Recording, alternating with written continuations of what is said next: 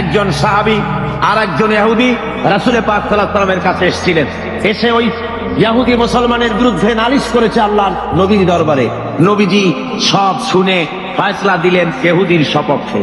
মুসলমান ব্যক্তি অসন্তুষ্ট হয়ে চলে গেলেন হযরত ওমরের কাছে, গিয়ে বললেন, ভাই ওমর, আমি আপনার কাছে এসেছি একটা বিচারের সানি করার জন্য। তো বলে, প্রথমে কার কাছে গিয়েছিলে? গিয়েছিলাম মুহাম্মদ সাল্লাল্লাহু আলাইহি ওয়াসাল্লামের কাছে। ইহুদির সাথে আমার সাথে একটা ব্যাপার নিয়ে ঝগড়া হয়েছে, কিন্তু মুহাম্মদ সাল্লাল্লাহু আলাইহি ওয়াসাল্লাম সেটা শুনে রায় দিলেন ইহুদির পক্ষে। অথচ আমি মুসলমান, আমি নামাজ পড়ি, আমি চাঁদা দেই, আমি জিহাদে যাই, অথচ আমার পক্ষে রায় দেওয়া হলো না। বলুন তো দেখি কেমন কথা। আল্লাহ আপনাকে বড় রাজনৈতিক জ্ঞান দান করেছেন, আপনি আমার এই ফয়সালাটা করে দেন। হযরত ওমর বললেন, আল্লাহর বান্দা, অপেক্ষা করো, আমি তোমার ফয়সালা করে দিতেছি। বাড়ির মধ্যে ঢুকলেন, একটা তরবারি নিয়ে এলেন। তরবারিটা খাপ থেকে বের করে হযরত ওমর বললেন, আল্লাহর বান্দা শোনো, যে ব্যক্তি মুহাম্মদ সাল্লাল্লাহু আলাইহি ওয়াসাল্লাম ফয়সালা করে দেওয়ার পর নিজেকে মুসলমান দাবি করে আর তারপরে সেই ফয়সালা মেনে নিতে পারে না, দ্বিধা দ্বন্দ্বে ভোগে অথবা তার ফানি করতে আসে, ওই লোকের ফয়সালা এইরকম করে দিতে হয়। তরবারি দিয়ে আঘাত করলে লোকটা দুই টুকরা হয়ে জমিনের উপরে পড়ে গেল। সারা এলাকায় খবর হলো হযরত ওমর মুসলমান হত্যা করেছেন।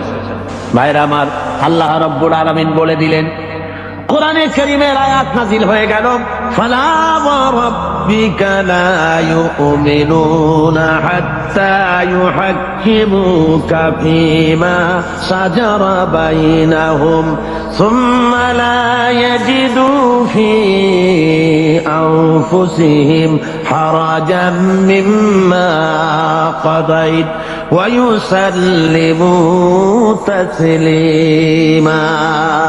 হে নবী, আপনার আল্লাহর কসম, আপনার রবের কসম, সে ব্যক্তি মুমিন নয়, সে ব্যক্তি মুমিন নয় যে ব্যক্তি আপনি ফয়সালা দেওয়ার পর, আপনি সিদ্ধান্ত দেওয়ার পর ওই সিদ্ধান্ত মেনে নিতে এতটুকু দ্বিধা দ্বন্দ্বে ভোগে, মানতে পারে না, সন্দেহ পোষণ করে, আপনার আল্লাহর কসম, সে ব্যক্তি মুমিন না। আল্লাহ রাব্বুল আলামিন জানিয়ে দিলেন, নবী গো, আপনি বলে দেন হযরত ওমর কোন মুসলমান হত্যা করেনি, হযরত ওমর যাকে হত্যা করেছে সে হলো মুনাফিক। আল্লাহ সেই বিচারে খুশি হয়ে গেছেন। কলেমা পড়ার পর, মুসলমান দাবি করার পর আল্লাহর দর, সুরীতি, সমাজনীতি, রাজনীতি যারা মানতে রাজি না, ওদেরকে এই জমিনে বসবাস করার কোন অধিকার আল্লাহ দিতে চান না। অর্থাৎ মুনাফিক হওয়া চলবে না। দুটো পথ আছে, হয় কাফের হও, না হয় মুমিন হও, মাঝখানে থাকতে পারবে না, মুনাফিক হতে পারবে না। দুই পথের যে পথে খুশি সে পথে চলে যাও, হয় ইসলামকে বাদ দাও, ইসলাম পছন্দ হয় না, আল্লাহ পছন্দ হয় না, রাসূল পছন্দ হয় না, চলে যাও, বেরিয়ে যাও। আছে না এমন? আছে না লোকজন, ইসলাম ভালো লাগে না, ইসলাম পছন্দ হয় না, আবার তারা বলে যে জনগণের কোমল হৃদয়, তাদেরকে, তাদের কোমল ভাব অনুভূতিকে ধর্মের নামে রাজনীতি করে ব্যবহার করা হয়। জনগণের হৃদয় তো কোমল থাকবেই, কোমল হওয়া স্বাভাবিক, নরম হওয়া স্বাভাবিক, যেহেতু জনগণ হলো ইমানদার, দিনদার। আর যারাই কথা বলে তা সেনাকার, মদখোর, বদমাশ, কলিজা কঠিন, তাই কোরআনের আওয়াজ তাদের কলিজা পৌঁছায় না। ভাইরা আমার, সুতরাং আল্লাহ রাব্বুল আলামিন এই লোকগুলি আল্লাহ সম্পর্কে তাদের কথা হলো যে আল্লাহর আইন, এমনি মুসলমান তারা দাবি করবে, কিন্তু কোরআন মানতে রাজি না। কোরআন, আল্লাহর কিতাব মানবে, কিন্তু কোরআনের আইন মানতে রাজি না, রাসূলের কথা মানতে রাজি না। আল্লাহ রাসূলকে ছেড়ে দিয়ে কার্ল মার্কসের গোলাম হবে, মুহাম্মদ সাল্লাল্লাহু আলাইহি ওয়াসাল্লামকে বাদ দিয়ে লেনিনের গোলাম হবে, পছন্দ হয়, কিন্তু রাসূলের গোলামি পছন্দ হয় না। যদি তাই হয় অবস্থা, তাহলে আল্লাহ নোটিশ দিয়েছেন। কি দিয়েছেন বলুন, কি দিয়েছেন? আল্লাহ রাব্বুল আলামিন বলেন, ইয়া মাশারাল জিন্নি ওয়াল ইনস, হে মানুষেরা আর হে জিনেরা, ইন ইসতাতা'তুম আন তানফুযু মিন আকতারিস সামাওয়াতি ওয়াল আরদ ফানফুযু লা তানফুযুনা ইল্লা বিসুলতান। আমার ইসলাম যদি ভালো না লাগে, আমার কোরআন যদি পছন্দ না হয়, আমার নবী যদি ভালো না লাগে, বেরিয়ে যা আমার আকাশের নিচের থেকে, আমার জমিনের উপর থেকে বেরিয়ে যা, চলে যা। ইসলাম ভালো লাগে না, রাসূল ভালো লাগে না, কোরআন ভালো লাগে না, বেরিয়ে যা। এমন দেশে যা, যদি সম্ভব করতে পারো এমন দেশে চলে যাও যেই দেশে আমার সূর্য নাই, যে দেশে আমার চাঁদ নাই, যে দেশে আমার বাতাস নাই, যে দেশে আমার পানি নাই, যে দেশে আমার অক্সিজেন নাই। এমন কোন দেশ যদি পাও সে দেশে চলে যাওয়া আছে নাকি? এমন কোন দেশ? তোমার কালমাস যদি পৃথিবী বানিয়ে থাকে কোথাও, সেখানে বেরিয়ে যাও। যদি কোনো ভূখণ্ড তৈরি করে থাকে সেখানে চলে যাও। আল্লাহর আকাশের নিচে, আল্লাহর জমিনের উপরে বাস করবা, আল্লাহর দেওয়া পানি খাবা, আল্লাহর বাতাস দিয়ে অক্সিজেন গ্রহণ করবে, আল্লাহর জমিনের ধান খাবে, আল্লাহর গাভীর দুধ খাবে, আর কালমাসের গোলামি হতে পারে যদি বলেন পারে। রাসূল যে অর্থনীতি দিয়েছেন, রাসূল যে সমাজনীতি দিয়েছেন, রাসূল যে রাষ্ট্রনীতি দিয়েছেন, রাসূল যে পথ দেখিয়েছেন, এই পথ যদি না মানে, রাসূল বলেছেন কখনো মুমিন হতে পারবে না। কে বলেছেন? আল্লাহর নবী বলেছেন। সুতরাং মুমিন মুসলমান যারা, তাদেরকে আল্লাহর দেওয়া বিধান অনুযায়ী আল্লাহর রাসূলের আনুগত্যের সামনে মাথা নত করে দিতে হবে। কি জন্য দিতে হবে? আল্লাহর হুকুম অনুযায়ী। আল্লাহ রাব্বুল আলামিন বলেন, ওয়া মা আরসালনা মির রাসূলিন ইল্লা লিয়ুতা'a বিইذনিল্লাহ। আমি যে রাসূলই পাঠিয়েছি তাকে আনুগত্য করার জন্যই পাঠিয়েছি, আর তা আল্লাহর হুকুমে। নবীর আনুগত্য করতে হবে, এটা কার হুকুম?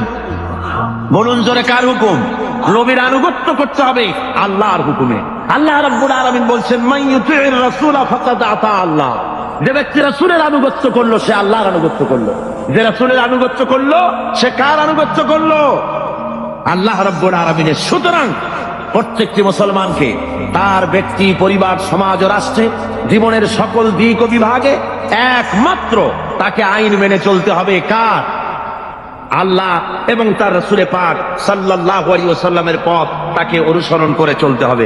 এই জন্য আল্লাহ বলছেন, আতিউল্লাহ ওয়া আতিউর রাসূল। তোমরা আল্লাহর, কুল আতিউল্লাহ ওয়ার রাসূল, আল্লাহ এবং রাসূলের আনুগত্য করো। তোমার জীবনের মুক্তি এই পথে, এই পথ ছাড়া তোমার জীবনের আর কোনো মুক্তি হতে পারে না। আজকে মানুষের জন্য অর্থনৈতিক মুক্তি, লোকেরা মনে করে ইসলাম হলো একটি ধর্ম মাত্র। ইসলাম কি শুধুমাত্র একটি ধর্ম? এই কথা ছড়ানো হচ্ছে তথাকথিত প্রগতবাদী, নাস্তিক্যবাদীর ধ্বজাধারীরা। তারা চতুর্দিকে ছড়াচ্ছে ইসলাম হলো শুধুমাত্র একটি ধর্ম, এতে আছে শুধু নামাজ, রোজা, হজ, যাকাতের কথা, অর্থনৈতিক কোনো বক্তব্য নাই। সুতরাং ধর্মের দিক থেকে আমরা নামাজ, রোজা ঠিকই করবো আল্লাহর, কিন্তু অর্থনৈতিক মুক্তির জন্য কার্ল মার্কসের কাছে যাওয়া ছাড়া আমাদের কোনো পথ নাই, সমাজতন্ত্র করা ছাড়া কোনো পথ নাই। এই কথা তারা বলে বেড়াচ্ছে এবং আমাদের যুবকদেরকে তারা সর্বনাশ করতেছে। বলুন ঠিক কিনা? আপনারা আমাকে বলেন, এ কোরআন শরীফে আল্লাহ কি অর্থনৈতিক বক্তব্য রাখেন নাই? রাজনৈতিক বক্তব্য নাই? সমাজনীতির বক্তব্য নাই? সবের মধ্যে ভরা আছে। কিন্তু দুঃখের বিষয়, আমার কলেজ, ইউনিভার্সিটির ছাত্রগুলি যারা ওখানে পড়াশোনা করছে তার একটি অংশকে আজকে তাদেরকে বিরুদ্ধে নিয়ে নেওয়া হয়েছে। তারা আমার ঘরের ছেলে, অথচ ইসলামকে তারা মুসলমানদের বলে ধর্মান্ধ। মুসলমানদের কি বলে? ধর্মান্ধ। আর ওরা হয়েছে প্রগতিবাদী, প্রগতিশীল। প্রগতি হওয়া যায়, ইসলামে যত গালি দেওয়া যাবে, রাসূলকে গালি দিয়ে যত কবিতা লেখা যাবে, ততই প্রগতিশীল হয়, ততই প্রগতিবাদী হয়। ঠিক কিনা কর? সুতরাং আপনার আমার ছেলেকে যারা ধ্বংস করলো, নষ্ট করলো, ওদের চেনার দরকার আছে না? ধরে বলেন, ওদের চেনার দরকার নাই? কারা আমার ছেলে নষ্ট করলো? আমার ওই ছেলে ইউনিভার্সিটি, কলেজে আজকে যারা লেনিন এবং মার্কসের গোলাম হয়েছে, এই ছেলেগুলি তো আমার ছেলে ছিল, আপনার ছেলে ছিল, আমার ভাইয়ের ছেলে ছিল। এই ছেলেগুলিকে কারা নষ্ট করলো? নষ্ট করেছে ইউনিভার্সিটি এবং কলেজের তথাকথিত এক শ্রেণীর প্রফেসরেরা। সব না, এক শ্রেণীর শিক্ষকরা। কোন শ্রেণী? যেই শ্রেণীর শিক্ষকরা মস্কো থেকে ট্রেনিং পেয়েছে, পেন্টাগনের ট্রেনিং পেয়েছে, পিকিং এর ট্রেনিং পেয়েছে, শান্তিনিকেতন থেকে মগজ ঝোলাই করে পাঠিয়ে দেওয়া হয়েছে ইউনিভার্সিটিতে। বিভিন্ন ইউনিভার্সিটি থেকে বসে এসব অধ্যাপক, শিক্ষক নামের কলঙ্ক আমার দেশের হাজার হাজার ছেলেকে বেঈমান বানিয়ে দিল। বলুন ঠিক কিনা? সমস্ত কথা বলেছেন, শ্রমিকের ব্যাপারে কথা বলেছেন, কৃষকদের ব্যাপারে কথা বলেছেন। পুঁজিবাদকে ইসলাম আশ্রয় দেয়নি, বরং অর্থনৈতিক একটি সামাজিক সুবিচার, একটি সুষম বন্টন নীতির কথা আল্লাহ রাব্বুল আলামিন বলেছেন। এই পৃথিবীর সমস্ত সম্পদের আসল মালিক কে? জোরে বলুন কে? লিল্লাহি মা ফিস সামাওয়াতি ওয়া মা ফিল আরদ। পড়েন সবাই আমার সাথে, লিল্লাহি মা ফিস সামাওয়াতি ওয়া মা ফিল আরদ। আসমান আর জমিনের সব কিছুর একচ্ছত্র মালিকানা হলো আল্লাহ। কিন্তু আল্লাহ রাব্বুল আলামিন ওই মালিক আল্লাহর সম্পদ থেকে কাউকে কাউকে এর মালিক এর কিছু সময়ের জন্য রক্ষক বানায় দেন, কিছু সময়ের জন্য আমানতদার বানায় দেন। যার কাছে যতটুকু জমি আছে, টাকা আছে, সম্পদ আছে, এগুলি তার কাছে আমানত মাত্র। আল্লাহ কোরআনে কারীমের মধ্যে বলেন, وَأَنفِقُوا مِمَّا جَعَلَكُم مُّسْتَخْلَفِينَ فِيهِ। আল্লাহ যে সব ধন সম্পদ তোমাদেরকে দান করেছেন, এর প্রতিনিধি বানাইছেন, তোমরা তার থেকে আল্লাহর রাস্তায় খরচ করো। এর দ্বারা বোঝানো হচ্ছে ধন সম্পদের আসল মালিক আল্লাহ, তোমার কাছে কিছুদিনের জন্য আমানত রাখা হয়েছে। আর ওই ধনীদেরকে বলা হয় وَالَّذِينَ فِي أَمْوَالِهِمْ حَقٌّ مَّعْلُومٌ لِّلسَّائِلِ وَالْمَحْرُومِ। ধনীদের সম্পদের মধ্যে গরিবদের অধিকার আছে। আল্লাহ রাব্বুল আলামিন বলছেন ধনীদেরকে যে গরিবরা তোমার করুণার পাত্র নয়, বরং তাদের তোমাদের সম্পদে আছে তাদের অধিকার, সে অধিকার তোমরা আদায় করে দাও। এবারে আল্লাহ রাব্বুল আলামিন এভাবে করে কোরআনের মধ্যে বারবার এই কথা বলেছেন, ওয়ানফিকু মিম্মা রাযাকনাকুম, আমি তোমাদেরকে যে রিজিক দান করেছি তার থেকে তোমরা খরচ করো গরিব জনসাধারণের জন্য।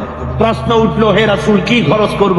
আল্লাহ জবাবটা শিখাই দিলেন, ওয়ায়াসআলুনাকা মাযা ইউনফিকুনা কুলিল আফওয়া। আল্লাহ রাব্বুল আলামিন বলেন, নবী হে, আপনাকে প্রশ্ন করা হয় কি খরচ করব, আপনি বলে দেন প্রয়োজনের অতিরিক্ত জিনিস আল্লাহর রাস্তায় খরচ করে দাও, যেটা তোমার কাজে লাগছে না, তোমার ব্যক্তিগত এবং তোমার পরিবারের জন্য রেখে বাকি জিনিসটা তুমি আল্লাহর রাস্তায় মানুষের জন্য, গরিবদের জন্য খরচ করে দাও। তিরমিজি শরীফের হাদিসের মধ্যে এসেছে, আল্লাহ রাসূল বলেছেন, মানুষের প্রত্যেকটি আদম সন্তানের খাওয়া, পড়া, শিক্ষা, চিকিৎসা, বাসস্থান, এই জিনিসগুলির গ্যারান্টি আল্লাহ রাব্বুল আলামিন দিয়ে থাকেন, ইসলামী সরকার দিয়ে থাকে। ইসলাম অর্থনৈতিক নিরাপত্তার জন্য যেসব ব্যবস্থা গ্রহণ করেছে তার সবচাইতে বড় কথা হলো সমাজের কর্মক্ষম ব্যক্তি যারা কাজ করতে পারে না তাদের রুজির জন্য তারা পরিশ্রম করবে, যারা কাজ করতে পারে তারা পরিশ্রম করবে। এটা হলো ইসলামের কথা।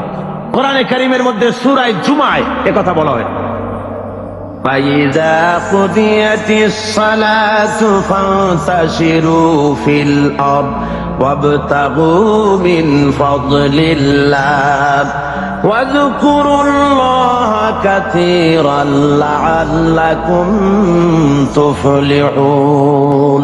আল্লাহ রাব্বুল আলামিন বলেন, নামাজ পড়া যখন হয়ে গেল, ফাইদা কুদিয়াতিস সালাত ফান্তাশিরু ফিল আরদ, নামাজ পড়া যখন হয়ে গেছে এখন আর ঘুমায় থেকো না, বেরিয়ে যাও, কলে কারখানায়, খেতে খামারে, অফিসে আদালতে কাজ করো। জোরে বলেন সুবহানাল্লাহ।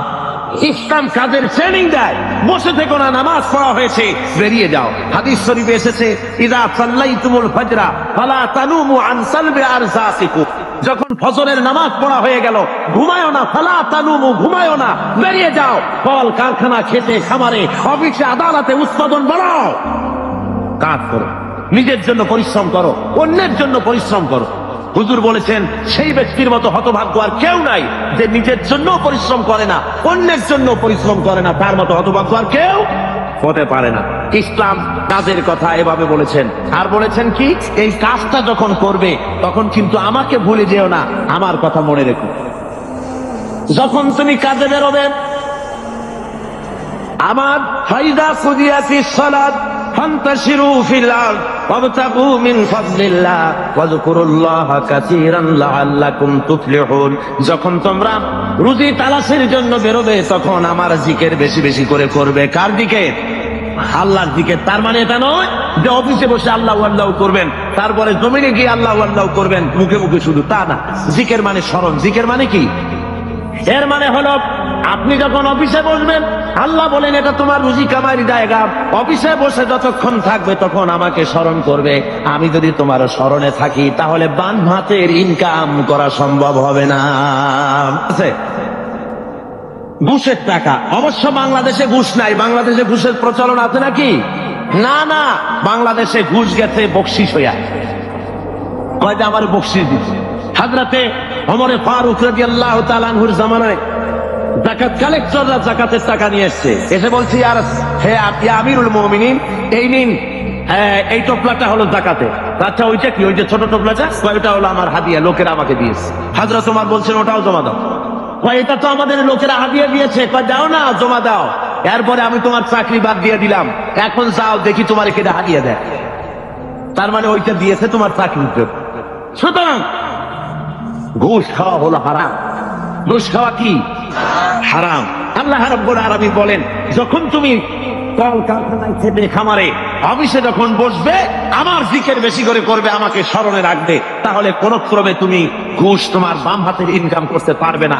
আমার ভয় অন্তঃকরণে তোমার আসবে। এখন যে গভর্নমেন্ট ক্ষমতায় আছেন, এই গভর্নমেন্ট প্রথমে যখন ক্ষমতায় আসেন, এসেই তারা আপনার আগেই ঘোষণা করেছিলেন যে দুর্নীতির বিরুদ্ধে আমরা জিহাদ ঘোষণা করেছি।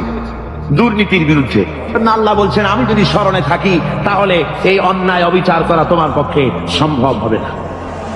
আল্লাহ রাব্বুল আলামিন এরপরে যারা কাজ করতে পারেন তাদের কি, যারা কাজ করতে পারে না, উপার্জনে অক্ষম যারা, তাদের জন্য আল্লাহ রাব্বুল আলামিনের রাসূল পাক সাল্লাল্লাহু আলাইহি ওয়াসাল্লাম বলেছেন যে যারা কাজ করতে পারে তারা কর্ম কাজে যারা শক্তি নাই তাদের প্রয়োজন তারা মিটিয়ে দেবে। ওয়ায়াকুলু গানিয়ুহুম ফাকিরাহুম, তাদের সমাজের ধনীরা তারা গরিবদের খাবারের বন্দোবস্ত করবে, তাদের অভাব অভিযোগ প্রয়োজনকে মিটিয়ে দেবে।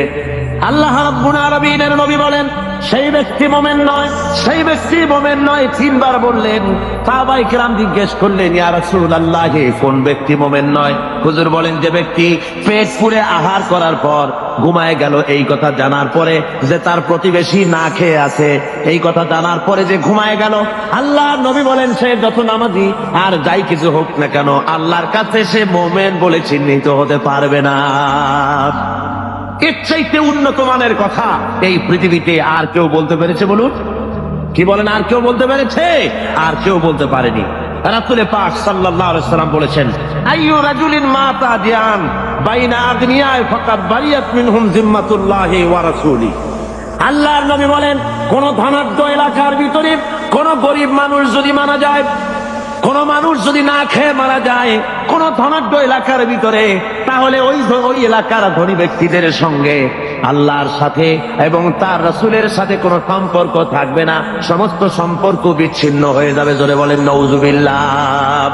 কোন ধনীদের এলাকায় যদি গরিব না খাইয়া মরে যায় তাহলে ওই এলাকার ধনীদের সাথে আল্লাহর কোনো সম্পর্ক বাকি থাকবে না। রাসূল পাক সাল্লাল্লাহু আলাইহি ওয়াসাল্লাম একথা স্পষ্ট করে বলেছেন। তাই তো আমরা দেখেছি মুহাম্মদ সাল্লাল্লাহু আলাইহি ওয়াসাল্লাম যখন ক্ষমতায় ছিলেন হুজুর বলেছেন, অর্থাৎ রাষ্ট্রীয় ক্ষমতায় হুজুর বলেছেন খায়রুল কুরুনে কারনি, সর্বশ্রেষ্ঠ যুগ হলো আমার যুগ। জোরে কোন সুবহানাল্লাহ। মানুষ দরজা খুলে ঘুমাবার সুযোগ পেয়েছে, না খেয়ে কেউ মরে নাই। আজকে তো লোকেরা মঞ্চের উপরে দাঁড়ায়, ইলেকশন আসলে পরে কত কায়দার লম্বা জামা গায়ে দেয়, দেখেন না? খদ্দরের জামা একেবারে আমাদের চাইতেও লম্বা জামা, দুই কোনাটা খুব বেশি করে লম্বা, কানাটা ফাড়া।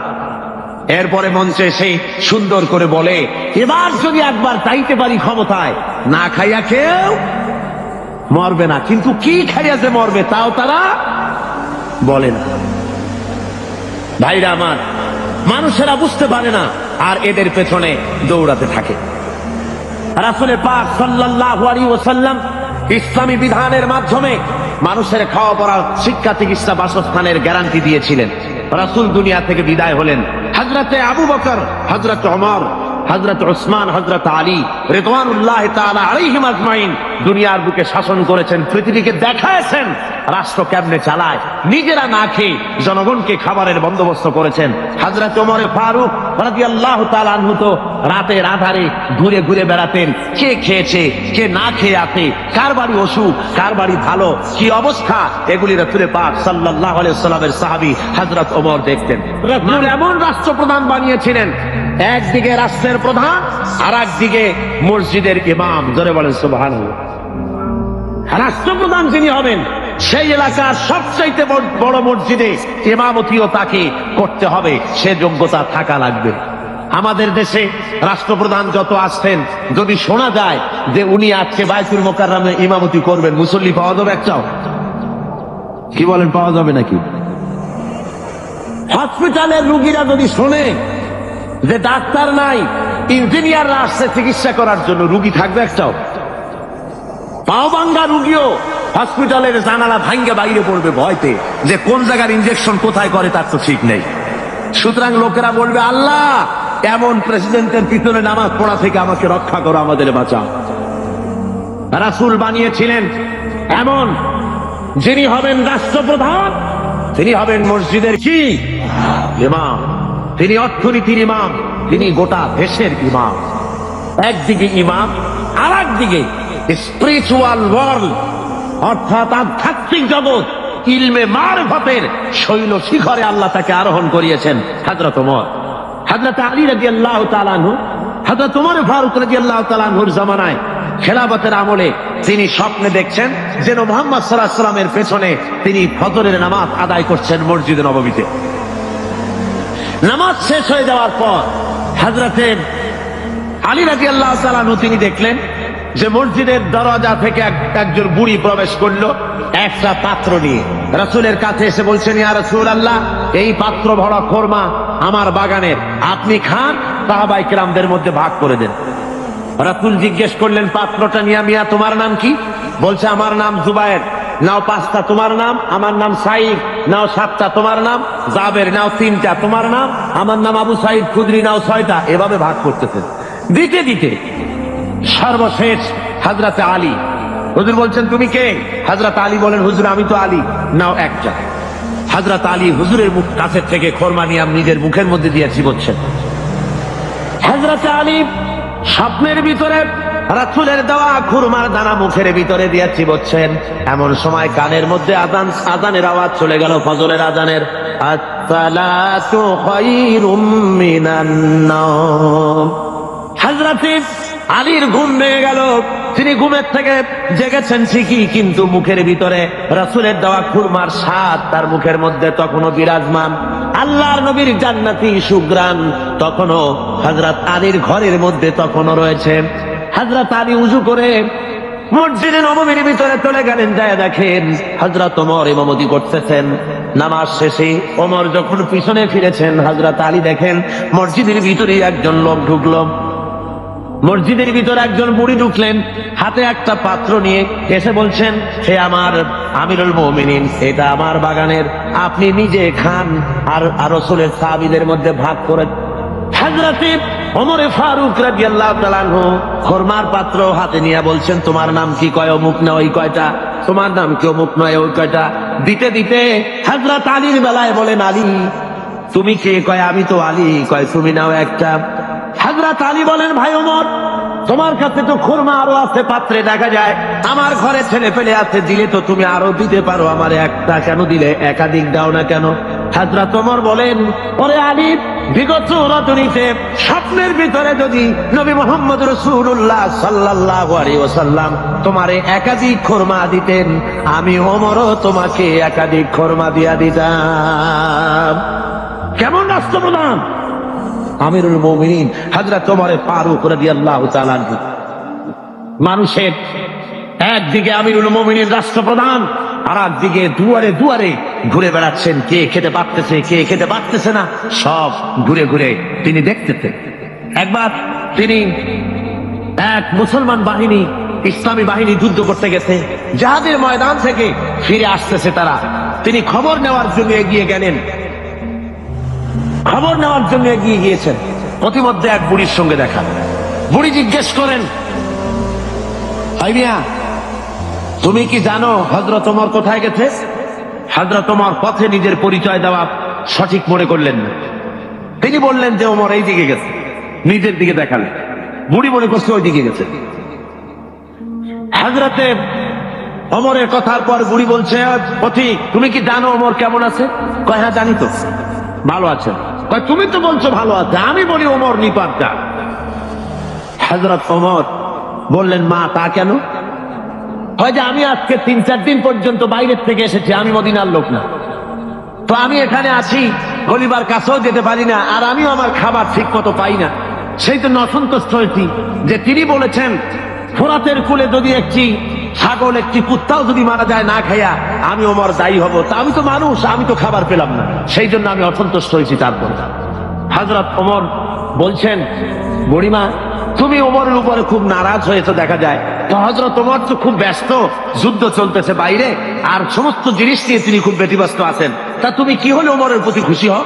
বুড়ি বলছে, তোমাকে তো খুব ওমর ভক্ত লোক বলে মনে হয়, তা দাও তো দেখি আমাকে এতগুলো দিনার, তাহলে আমি খুশি হই।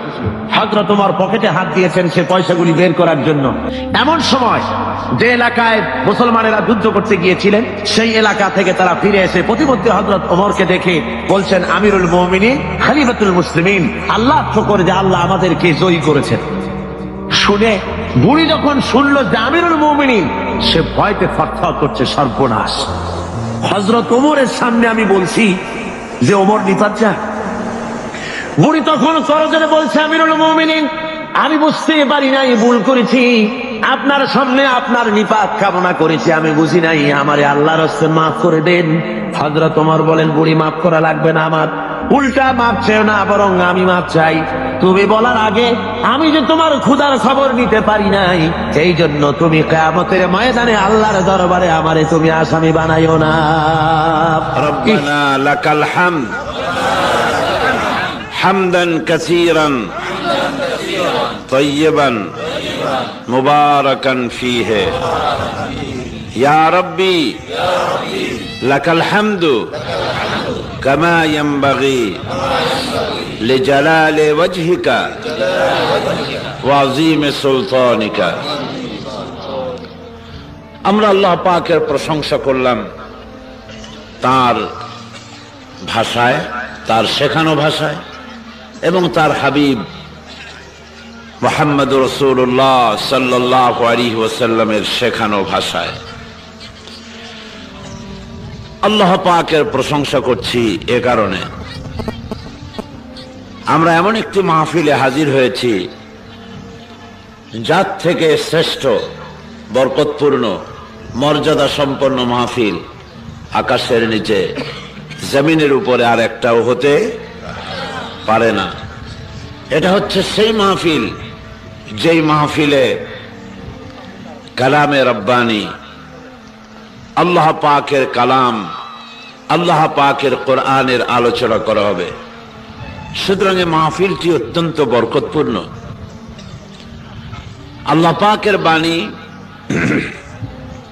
কোরআনে কারীম, যা বিশ্ববাসীর জন্য আল্লাহ পাকের পক্ষ থেকে নাজিলকৃত সর্বশেষ হেদায়েতের গ্রন্থ। এই মাহফিল শুনতে আসতে পারা, আয়োজন করতে পারা, এটা অবশ্যই একটি সৌভাগ্যের ব্যাপার। কিসের ব্যাপার বলুন? খুশকিসমতির ব্যাপার। সকলের কপালে এটা হয় না, সৌভাগ্যবানদের কপালেই হয়। আল্লাহ পাকের অসংখ্য ফেরেশতা আছে, এই অসংখ্য ফেরেশতাদের অসংখ্য দায়িত্ব আছে। বুখারী এবং মুসলিমে একটি হাদিস এসেছে, সেই হাদিসে রাসূল করিম সাল্লাল্লাহু আলাইহি ওয়াসাল্লাম বলছেন, হাদিসটি বর্ণনা করেছেন হযরত আবু হুরায়রা রাদিয়াল্লাহু তাআলা আনহু। তিনি বলছেন, আল্লাহ পাকের অসংখ্য ফেরেশতারা বিভিন্ন কাজ, বিভিন্ন দায়িত্ব নিয়ে তারা দায়িত্ব পালন করছেন। এক শ্রেণীর ফেরেশতা আছে, তাদের দায়িত্ব হচ্ছে গোটা পৃথিবীতে শুধু ঘুরে বেড়ানো। ঘুরে ঘুরে তারা দেখে কোথায় আল্লাহ পাকের জিকিরের মাহফিল হচ্ছে, কোরআনের মাহফিল হচ্ছে, দ্বীনের আলোচনার মাহফিল হচ্ছে, এগুলি দেখা তাদের দায়িত্ব। তো ঘুরতে ঘুরতে কোনো ফেরেশতা যখন এরকম একটা সমাবেশ পেয়ে যায়, তখন অন্যান্য ফেরেশতাদেরকে ডেকে বলে যে তোমরা যে সমাবেশটা খুঁজতেছিলে সেটা তো পাওয়া গেল, এই এলাকায় এসে গেল, এবং সব এখানে জড়ো হয়ে গেল। আমি কার কথা শোনাচ্ছি আপনাদেরকে? রাসূল করিম সাল্লাল্লাহু আলাইহি ওয়াসাল্লামের কথা শোনাচ্ছি। ফেরেশতারা চতুর্দিকে দাঁড়ায় গেল, এমনকি আকাশ পর্যন্ত তারা এটাকে ঘিরে ফেলল। এটি বিশুদ্ধ হাদিস, বুখারী এবং মুসলিমে হাদিসের মুত্তাফাকুন আলাইহ। যখন চতুর্দিকে ফেরেশতা এটা ঘিরে ফেলল, তো আকাশ থেকে রহমতের বৃষ্টি বর্ষণ শুরু হলো মাহফিলের প্রতি। ফেরেশতারা চতুর্দিকে দাঁড়িয়ে তারা আল্লাহ পাকের কাছে মোনাজাত করতে থাকে, আয় আল্লাহ পাক, এই জনগণ তোমার কথা শুনতে এসেছে, তাদেরকে তুমি ক্ষমা করো। আল্লাহ পাক ফেরেশতাদেরকে জিজ্ঞেস করেন, হে আমার ফেরেশতারা, ওই জনসমাবেশে ওই মাহফিলে যারা উপস্থিত হয়েছে তারা আমার কাছে কি চায়? ফেরেশতারা বলেন, আল্লাহ পাক, তোমার বান্দারা তোমার কাছে জাহান্নাম থেকে মুক্তি চায়। আল্লাহ পাক প্রশ্ন করেন, তারা আমার কাছে কি আশা করে? ফেরেশতারা বলেন, আয় আল্লাহ, তোমার বান্দারা তোমার কাছে জান্নাতের প্রত্যাশা করে। আল্লাহ পাক প্রশ্ন তোলেন, ফেরেশতারা, ওই লোকগুলি ওই মাহফিলে যারা এসেছে ওরা কি আমার জাহান্নাম দেখেছে? ফেরেশতারা বলেন, না, আপনার জাতের কসম, ওরা আপনার জাহান্নাম দেখে নাই। আল্লাহ পাক প্রশ্ন করেন, যদি আমার জাহান্নাম দেখতো তাহলে কি হতো?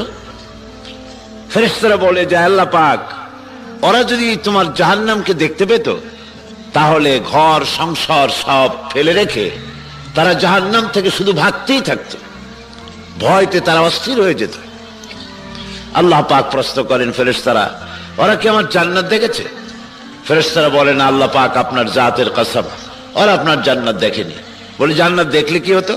বলে, জান্নাত যদি তারা দেখতে পেত তাহলে ওই জান্নাত পাওয়ার লাভের আশায় তারা প্রতিযোগিতা করতে ইবাদতের জন্য, যে কে কত বেশি প্রতিযোগিতা করে এই জান্নাত লাভ করতে পারে। আল্লাহ পাক প্রশ্ন করেন, আচ্ছা ফেরেশতারা, ওরা কি আমারে দেখেছে? তারা বলেন, না, আপনার জাতের কসম, ওরা আপনাকেও দেখেনি। বলে, আমাকে দেখলে কি হতো? ফেরেশতারা বলছে, আল্লাহ পাক, আপনাকে যদি তারা দেখতে পেত তাহলে তারা পাগল হয়ে যেত আপনার ইশকে, তারা পাগল হয়ে যেত আপনাকে পাওয়ার জন্য, আপনার দিদার লাভের জন্য তারা পাগল হয়ে যেত, উন্মাদ হয়ে যেত আপনাকে পাওয়ার আশায়। আল্লাহ রাব্বুল আলামিন বলেন, ও আমার ফেরেশতারা, আমার ওই বান্দাগুলি আমার জাহান্নাম দেখে নাই, আমার জান্নাত দেখে নাই, আমি আল্লাহ রাব্বুল আলামিনকে দেখে নাই। আমাকে না দেখে, আমার জান্নাত না দেখে, আমার জাহান্নাম না দেখে, শুধু কোরআনের কথা, আমার নবীর কথা বিশ্বাস করে ঐক্যবদ্ধ হয়ে আমার কাছে জাহান্নাম থেকে মাপ চায়, জান্নাত লাভের আশায় কান্দে। ফেরেশতারা সাক্ষী থেকে যাও, ওই মাহফিলে যত লোক উপস্থিত হয়েছে আমি সমস্ত মানুষগুলিকে আমি মাফ করে দিলাম। যারাই মাহফিলে উপস্থিত হলো আমি সকলকে ক্ষমা করে দিলাম। একজন ফেরেশতা বলবেন, আল্লাহ পাক, ক্ষমা করার অধিকার একমাত্র তোমারই, গুনাহ মাফ করার অধিকার তোমার, কিন্তু আমি তো দেখতে পেয়েছি। ফেরেশতা বলবেন, আমি তো দেখতে পেয়েছি কিছু লোক মাহফিল শোনার জন্য আসেনি, কিছু লোক এক জায়গায় বসা আছে, তারা যাচ্ছিল, বাজার করতে এসেছে বা অন্য কাজে আসছে, তো এরা কি বলে একটু শুনি, এইভাবে তারা একটু দাঁড়ায় গেছে, এরা তো মাহফিল শোনার উপলক্ষে আসে না, তো সুতরাং তুমি কি তাদেরকেও ক্ষমা করলে? হাদিস শরীফে এসেছে, রাসূল করিম সাল্লাল্লাহু আলাইহি ওয়াসাল্লাম বলছেন, আমার আল্লাহ পাক তখন বলেন, ফেরেশতারা, আমার কোরআনের মাহফিলে এসে কেউ হতভাগ্য হয়ে ফিরে যায় না, আমি তাদের ভাগ্যকে সৌভাগ্যে পরিণত করে দেই। সুবহানাল্লাহ। সুতরাং কোরআনের মাহফিলে শয়তান ছাড়া কোরআনের মাহফিলে কোনো মানুষে বাধা দিতে পারে না। জোরে বলেন, পারে। সুতরাং কোরআন, আল্লাহ পাক আহ্বান জানাচ্ছেন কোরআনের প্রতি, আল্লাহ রাসূল আহ্বান জানিয়েছেন কোরআনের প্রতি। কিসের প্রতি? কোরআনের প্রতি। কিন্তু এই কোরআনের মূল মুফাসসির কে আপনারা কি জানেন? মূল মুফাসসির আমি নই। মূল মুফাসসির অন্য কোন সাধারণ মানুষ নয়। সেই কোরআনের তরজমানের নাম হচ্ছে সৈয়দুল মুরসালিন, আশরাফুল আম্বিয়া, রাহমাতুল লিল আলামিন, জনাবে মুহাম্মদ রাসূলুল্লাহ সাল্লাল্লাহু আলাইহি ওয়াসাল্লাম। এই কোরআনে কারীমের মূল মুফাসসির তিনি। সেই থেকে নিয়ে এই পর্যন্ত কোরআনে কারীমের আলোচনা পৃথিবীব্যাপী হয়ে আসছে। কিন্তু তাম পৃথিবীর সমস্ত সমুদ্র মহাসমুদ্রের পানিগুলি সব যদি কালি হয়ে যায়, আর তাই দিয়ে যদি আমার আল্লাহ পাকের কালেমার ব্যাখ্যা লেখা যদি শুরু হয়ে যায়, লিখতে লিখতে তাম পৃথিবীর পানিগুলি সব শেষ হয়ে যাবে, আমার কালামের, আমার রবের কালামের ব্যাখ্যা লেখা শেষ হবে না, শেষ নাই। যুগ যত বদলে যাচ্ছে, কোরআনের ব্যাখ্যা যুগের দাবি পূরণ করছে। সুবহানাল্লাহ। যুগ বদলে যাচ্ছে না? যুগ বদলে যাচ্ছে না? নতুন নতুন আবর্তন, পরিবর্তন আসতেছে। এই নতুন নতুন পরিবর্তনের মধ্য দিয়ে মানুষের চাহিদা মিটাচ্ছে কে? কোরআন মিটাচ্ছে। খুব ভালো করে বুঝুন। এক সময় গ্রিক দর্শনে গোটা পৃথিবীর মুসলমানদের দ্বীন ও ঈমান ভেসে যাচ্ছিল। গ্রিক দর্শনের মধ্য দিয়ে মুসলমানেরাই ঈমান হারাতে বসছিল। সেই সময় আল্লাহ পাক ইমাম গাজ্জালী রহমতুল্লাহ আলাইহির মতো মানুষকে পাঠালেন এবং তার ক্ষুরধার লিখনির মাধ্যমে গ্রিক দর্শন ডাস্টবিনে নিক্ষিপ্ত হলো। কোরআনের তাফসীর, তার লিখনি, তার ব্যাখ্যা দিয়ে সে যুগের চাহিদা তিনি পূরণ করলেন। প্রত্যেক যুগে যুগে এইভাবে করে আল্লাহ পাক চাহিদা মিটান। বর্তমান যুগ বিজ্ঞানের যুগ। এটা কিসের যুগ? বিজ্ঞানের যুগ। খুব ব্যাখ্যা আমি দিলাম না, এক এক সময় এক এক যুগ আছে। সেই যুগের চাহিদা মিটাবার জন্যই তাফসীর, কোরআনের তাফসীর, সেই ব্যাখ্যা, সেই দাবি, সেই চাহিদা পূরণ করে। যা দিয়ে প্রমাণ হলো যে মানুষের তৈরি করা মতবাদের চাইতে, মানুষের তৈরি করা অর্থনীতি, সমাজনীতি, শ্রমনীতির চাইতে ইসলামের অর্থনীতি, সমাজনীতি, রাজনীতি অনেক উন্নত। সেই ধরনের তাফসীর উপহার দিল গোটা দুনিয়াকে। আলহামদুলিল্লাহ। আবার বর্তমান পৃথিবী হচ্ছে, বর্তমান দুনিয়াটা হচ্ছে, এটা হচ্ছে বিজ্ঞানের যুগ। বিজ্ঞান এখন অনেক এগিয়ে গেছে পৃথিবীতে। এই বিজ্ঞান মানুষেরা মনে করছে, মুসলমান ছেলেরা, মুসলিম শিক্ষিত ব্যক্তিবর্গ মনে করছেন যে বিজ্ঞানী সব, কোরআন হচ্ছে বহুত পুরানা। এই পুরাতন কোরআন শরীফ দিয়ে বর্তমান বিশ্বের এই বিজ্ঞান সম্মত পৃথিবীকে কোনো কিছু, এই চাহিদা পূরণ করা কোরআন দিয়ে সম্ভব নয়। এরকম চিন্তাও মুসলমানেরা করছে, এক শ্রেণীর নামধারী মুসলমানেরা করছে। অবশ্য এই ধরনের মুসলমান রাজশাহীতে নাই, নাকি আছে কিনা? আছে। যারা মনে করেন এ যুগের চাহিদা কোরআন মিটাইতে পারে না। আমি তাদেরকে বলি, আচ্ছা ভাই, কোরআন চাহিদা মিটাতে পারে না কারণ কয় যে এটা তো 1400 বছরের পুরানা। এত পুরানা জিনিস দিয়া নতুনের দাবি পূরণ করা সম্ভব নয়। আমি বললাম, আচ্ছা তাহলে বলুন তো সূর্যের বয়স কত? কয় তা তো 100 কোটি বছরের পুরানা হবে। তো আমি বললাম, দেখো 100 কোটি বছরের পুরানা সূর্য ঠিক আগের মতো করে তাপ দিতে পারে কিনা, না ভিজা ভিজা ঠান্ডা ঠান্ডা লাগে? তাপটা ঠিক মতো লাগে কিনা, পিঠে পুড়ে ওঠে কিনা? এবং জাতি, ধর্ম, দল, মত নির্বিশেষে পৃথিবীর সর্বত্র সূর্য তাপ বিকিরণ করে গোটা পৃথিবীর মানুষকে, প্রাণী জগৎকে উপকৃত করতে সক্ষম নাকি সক্ষম নয়? জবাব দেন। তো ওই সূর্যটা যিনি তৈরি করেছেন, কোরআনটা এসেছে কার কাছ থেকে? সূর্যের স্রষ্টার কাছের থেকেই কোরআন এসেছে। কোরআনটা কার? বলুন, কোরআনটা কার? সূর্যটা কার? চন্দ্রটা কার? গ্রহ নক্ষত্র কার? সৌরমণ্ডল কার? আকাশ কার? জমিন কার? বাতাস কার? মানব গোষ্ঠী কার? সব কিছু আল্লাহ পাকের। এর চাহিদা কোনোদিন ফুরাবে না, আর এর আশ্চর্য এবং বিস্ময়কারিতার কোনোদিন শেষ হবে না। বিজ্ঞান যত নতুন নতুন আবিষ্কার করবে, যত নব নব আবিষ্কার করে পৃথিবীকে ধন্য করবে, তাতে আশ্চর্য হওয়ার কিছুই নাই। বিজ্ঞানীরা যতই নতুন আবিষ্কার করবে, কিয়ামত পর্যন্ত বিজ্ঞানীরা কোরআনের কাছে তাদের ভিক্ষার হাত দারাজ করে দিয়ে কোরআনের দুয়ারে দাঁড়ায় থাকবে।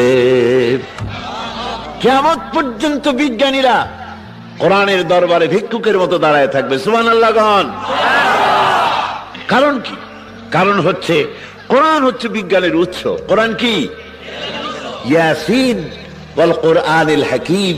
এটা হচ্ছে বিজ্ঞানময় কোরআন, তাবিজের কিতাব নয়। এই কোরআনের কোন খণ্ডিত অংশ অনুসরণ করে পূর্ণ মুসলমান দাবি কেউ করতে পারবে না। কোরআনের খণ্ডিত কোন অংশকে পালন করে কেউ যদি মনে করে আমি পুরো মুসলমান, সে মুনাফিক ছাড়া আর কিছুই না। কোরআনের পরিপূর্ণ অনুসরণ ছাড়া একটি মানুষ মুসলমান দাবি যে করে, কোরআনের পরিপূর্ণ অনুসরণ ছাড়া সে ব্যক্তি পূর্ণ মুসলমান হতে পারে না। সে বেটা কি? মুনাফিক। যে ব্যক্তি খণ্ডিত নামাজ পড়ে কোরআনের কথা মতো, রোজা রাখে কোরআনের কথা মতো, কিন্তু শিক্ষানীতি, অর্থনীতি, রাজনীতি, সমাজনীতি এগুলি করে নিজের মন মতো, এইটা যারা করে কোরআনের পরিভাষায় এদেরকে বলা হয় মুনাফিক। কি বলা হয় বলুন তো? আল্লাহর ভাষায় শুনুন, আফাতুমিনুনা বিবাদিল কিতাব ওয়া তাকফুরুনা বিবাদ। কোরআনের কিছু কথাকে তোমরা মানবে আর কিছুকে করবে অস্বীকার। এই যদি হয় তোমাদের অবস্থা, তাহলে পৃথিবীর বুকে তোমরা লাঞ্ছনার জীবন যাপন করবে এবং কিয়ামতের দিন কঠিন শাস্তি তোমাদেরকে প্রদান করা হবে। কোরআন মানতে হবে 16 আনা। আংশিক মানার কোনো যৌক্তিকতা নাই, সবটা মানতে হবে। একটা প্যান্ট, এর 2টা ঠ্যাং ঢুকাবার জায়গা থাকে প্যান্টের মধ্যে, নাকি? এর একটার মধ্যে একটা ঠ্যাং ঢুকাইয়া বাকিটা যদি টানতে টানতে নিয়ে আসে, তাহলে প্যান্ট পরেছেন বলে কেউ কি বলবে? আপনারা কি বলবে লোকেরা? পাগল, অথবা পরের কাছে সহায়কারও দিতে পারে। তাহলে এটা হইল কি? আপনি প্যান্ট পরেন নাই, প্রমাণিত হলো। জামার অথবা কোটের একদিকে হাত ঢুকাইয়া বাকিটা পিঠের উপরে ফালাই দিয়েছেন, লোকেরা কি বলবে? আপনি কি কোট পরছেন এটা বলবে? বলবে না। মসজিদের বাইরে দাঁড়াইয়া জানলার ফাঁক দিয়া কল্লাটা ঢুকাই দিয়েছেন, বডিটা রাস্তায়, লোকেরা বলবে যে মসজিদে প্রবেশ করেছেন? বলবে না। নামাজ পড়লেন কোরআনের কথা মতো, হজ করলেন কোরআনের কথা মতো, উমরা করতে গেলেন কোরআনের কথা মতো, কিন্তু আপনার রাজনীতির সাথে কোরআনের সম্পর্ক নাই, আপনার অর্থনীতির সাথে, শিক্ষানীতির সাথে কোরআনের সম্পর্ক নাই। আপনি একদম বেপরোয়া।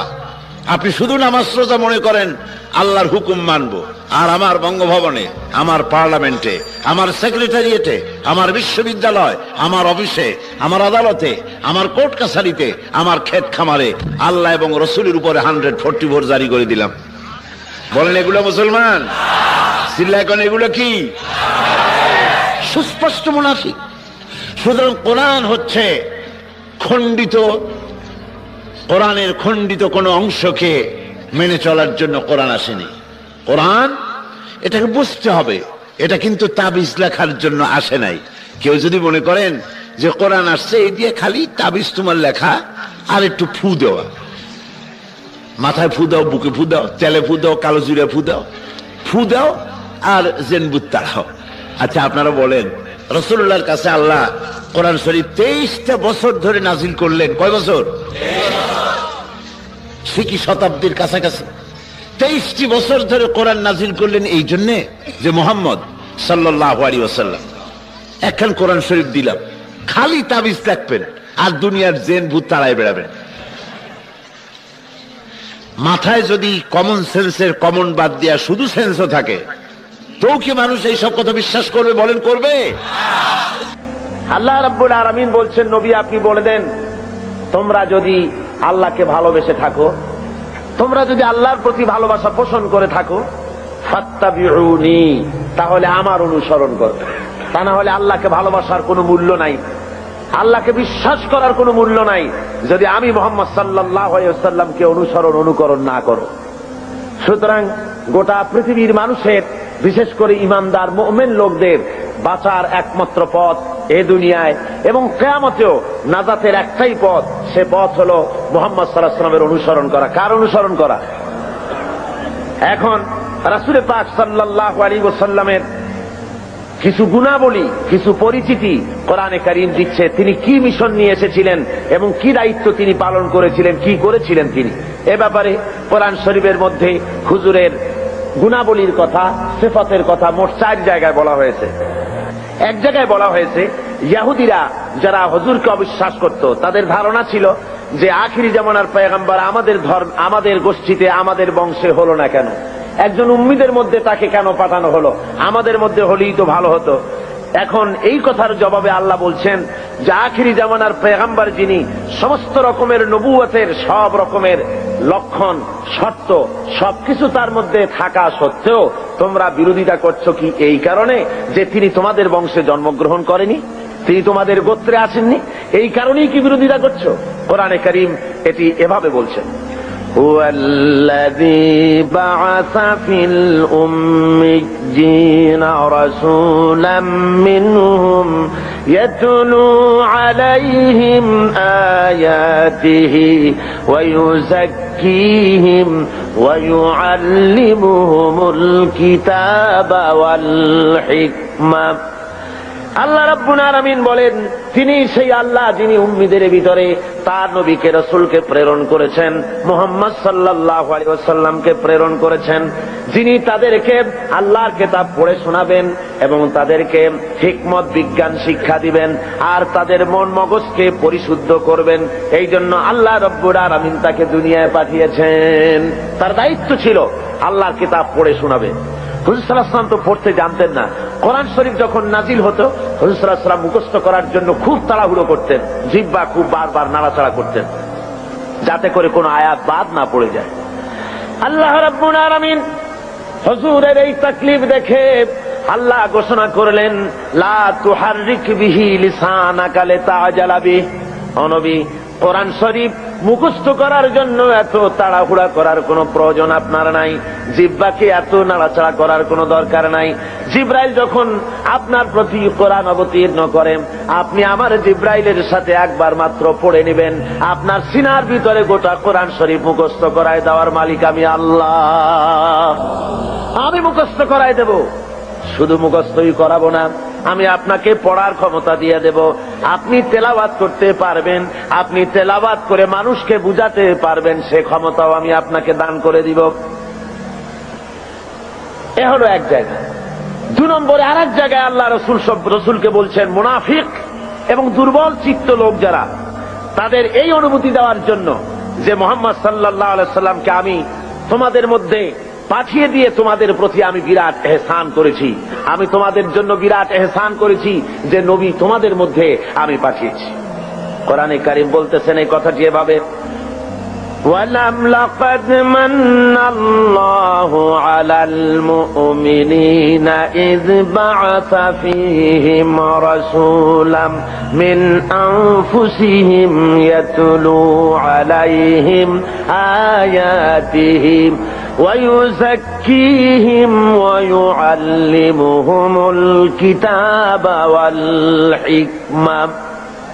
আমি আল্লাহ রাব্বুল আলামিন মুমিনদের উপরে যথার্থ অনুগ্রহ করেছেন, আল্লাহ মুমিনদের প্রতি যথার্থ অনুগ্রহ করেছেন যে তিনি মুমিনদের ভেতরেই আল্লাহ রাব্বুল আলামিন মানুষের মধ্য থেকে একজন পয়গম্বর পাঠিয়েছেন এবং তাকে দিয়ে কিতাব শিক্ষা দিয়েছেন, তাদের ব্রেনকে, তাদের মন মগজকে পরিশুদ্ধ করেছেন এবং তাদেরকে কিতাব এবং হিকমত শিক্ষা দিয়েছেন। তৃতীয় আরেকটি জায়গায় আল্লাহ বলেন, কামা আরসালনা ফীকুম রাসূলাম মিনকুম ইয়াতলু আলাইকুম আয়াতিনা ويزكيهم ويعلمكم ما لم تكونوا تعلمون। নবীকে পাঠিয়েছি তোমাদের জন্য এই জন্য যে তিনি তোমাদের কিতাব শিখাবেন, তিনি তোমাদের হিকমত দিবেন, তিনি তোমাদের বিজ্ঞান চর্চা করাবেন, তিনি তোমাদেরকে মগজ, তোমাদের ব্রেন পরিশুদ্ধ করবেন এবং তোমাদেরকে সেই কথা জানাবেন যে কথা তোমরা জানো না। অর্থাৎ তোমাদের কাছে সেই জ্ঞান নাই যেই জ্ঞান দিয়ে এই পৃথিবীর বুকে তোমরা শান্তি লাভ করতে পারবে এই ইহকালীন জীবনে এবং পারকালীন জীবনে, ব্যক্তিতে, পরিবারে ও সমাজে কোথাও তোমরা তোমাদের জীবনের পূর্ণাঙ্গ শান্তি পেতে পারবে না যতক্ষণ পর্যন্ত মুহাম্মদ রাসূলুল্লাহ সাল্লাল্লাহু আলাইহি ওয়াসাল্লামের অনুকরণ তোমরা না করো। ভাইরা আমার, সরওয়ারে কায়নাত সাল্লাল্লাহু আলাইহি ওয়াসাল্লাম তিনি তার নিজের জীবনকে মানুষের সামনে তুলে ধরেছিলেন। তার চরিত্র ছিল কোরআনের চরিত্র। মুহাম্মদ সাল্লাল্লাহু আলাইহি ওয়াসাল্লামের চরিত্র কিসের চরিত্র ছিল বলুন? হযরতে আয়েশা সিদ্দিকা রাদিয়াল্লাহু তাআলা আনহার খেদমতে কিছু বহিরাগত সাহাবী এসে জিজ্ঞেস করেছিলেন, মা আয়েশা, আপনি আমাদেরকে বলেন হুজুর সাল্লাল্লাহু আলাইহি ওয়াসাল্লামের চরিত্র কেমন, তার আখলাক সম্পর্কে আমারে কিছু শোনান। হযরত আয়েশা বলেন, ওগো সাহাবীরা, তোমরা কি কোরআন শরীফ পড়ো নাই? ওনারা বললেন, হ্যাঁ কোরআন পড়েছি। হযরত আয়েশা বলেন, মুসলমানেরা, তোমরা যদি কোরআন শরীফ পড়ে থাকো, কোরআন যদি তোমরা পড়তে জেনে থাকো, তাহলে রাসূলের চরিত্র জানার জন্য আমার কাছে কেন এলে? যেটা কোরআন শরীফ তার বাস্তব নমুনা যদি দেখতে চাও তাহলে আল্লাহর নবী মুহাম্মদ রাসূলুল্লাহর দিকে তাকায়া দেখো। জোরে বলেন সুবহানাল্লাহ। তার মানে হলো যেটা কোরআন শরীফ সেইটাই মুহাম্মদ সাল্লাল্লাহু আলাইহি ওয়াসাল্লাম। কোরআন শরীফ নড়তে পারে না, কোরআন শরীফ হাঁটতে পারে না, কোরআন শরীফ কথা বলতে পারে না, কোরআন শরীফ কাগজের মধ্যে লিপিবদ্ধ একটি কিতাব। কেউ যদি আসল কোরআন দেখতে চায়, কেউ যদি চলমান কোরআন দেখতে চায়, তাহলে সে যেন মুহাম্মদ সাল্লাল্লাহু আলাইহি ওয়াসাল্লামকে দেখে নেয়। আল্লাহর নবীর 23 বছরের জিন্দেগি হলো কোরআনের জিন্দেগি। জোরে বলেন সুবহানাল্লাহ। 30 পারা কোরআন আর নবীর 23 বছরের নবুয়তের জীবন। হুজুর সাল্লাল্লাহু আলাইহি ওয়াসাল্লাম, আল্লাহ রাব্বুল আলামিন তার প্রসঙ্গ উল্লেখ করতে গিয়ে আল্লাহ বলেছেন যে তিনি শুধুমাত্র একজন নবী ছিলেন না, সাথে সাথে নবুয়তের দায়িত্ব তিনি পালন করেছেন এবং তিনি হারাম এবং হালালের বিধান শুধু কোরআন শরীফেই করা হয়নি, মুহাম্মদ সাল্লাল্লাহু আলাইহি ওয়াসাল্লামকেও পাওয়ার দেওয়া হয়েছে হালাল এবং হারামের বিধান তিনিও নির্ধারণ করার ক্ষমতা আল্লাহ তাকেও দিয়েছেন। কোরআন শরীফ বলতেছে, ইয়ামুরুহুম বিল মারুফি ওয়া ইয়ানহাহুম আনিল মুনকার ওয়া ইউহিল্লু লাহুমুত তাইয়্যিবাতি ওয়া ইউহাররিমু আলাইহিমুল খাবাইস। আল্লাহ রাব্বুল আলামিন বলেন তিনি মানুষকে ভালো কাজের জন্য আদেশ দেন আর মন্দ কাজ থেকে ফিরায় রাখেন, আর হালাল এবং হারাম জিনিসগুলি তিনি বেছে দেন, নির্ধারণ করে দেন। সুতরাং কোরআন শরীফের মধ্যে হালাল হারামের বিধান আল্লাহ যা দিয়েছেন এখানেই শেষ নয়। মুহাম্মদ সাল্লাল্লাহু আলাইহি ওয়াসাল্লামকেও আল্লাহ রাব্বুল আলামিন লেজিসলেটিভ পাওয়ার তাকেও দান করেছেন, অর্থাৎ আইন তৈরি করার তিনি শারে ছিলেন, শরীয়ত প্রণয়নকারীও ছিলেন। জোরে বলেন সুবহানাল্লাহ। বিরাট ক্ষমতা আল্লাহ তাকে দান করে দিয়েছিলেন। মুহাম্মদ আল্লাহর কথা মানা যেমন ফরজ, মুহাম্মদ সাল্লাল্লাহু আলাইহি ওয়াসাল্লামের কথা মানা সুন্নত না নফল? বলেন তো কি? আপনারা তাহলে নিশ্চয়ই বুঝতে পেরেছেন। মুহাম্মদ সাল্লাল্লাহু আলাইহি ওয়াসাল্লামের কথা মানা শুধু নফল নয়, সুন্নত শুধু নয়, বরং আরো বেশি। আল্লাহর কথা মানা যেমন ফরজ, মুহাম্মদ সাল্লাল্লাহু আলাইহি ওয়াসাল্লামের কথা মানা তেমন ফরজ। কেমন করে হলো তা? হয়েছে এইভাবে, আল্লাহ রাব্বুল আলামিন তিনি ঘোষণা করেছেন, ওয়ামা আতাকুমুর রাসূলু ফাখুযুহু ওয়ামা নাহাকুম আনহু ফান্তাহু। তোমাদের রাসূল তোমাদের জন্য যা আনয়ন করেছেন, তিনি যা তোমাদেরকে দিয়েছেন তা তোমরা গ্রহণ করো, আর যা নিষেধ করেছেন তার থেকে তোমরা ফিরে থাকো। তার অর্থ হলো মুহাম্মদ সাল্লাল্লাহু আলাইহি ওয়াসাল্লাম যা আদেশ করেছেন তা মানা ফরজ, আল্লাহর হুকুম অনুযায়ী। কার হুকুম অনুযায়ী ফরজ? আর হুজুর যা নিষেধ করেছেন তার থেকে ফিরে থাকা, আল্লাহর হুকুম অনুযায়ী তার থেকে ফিরে থাকা কি? ফরজ। রাসূল যেটা নিষেধ করেছেন তা করা হারাম, যা আদেশ করেছেন তা পালন করা ফরজ। কথা বুঝে আসছে?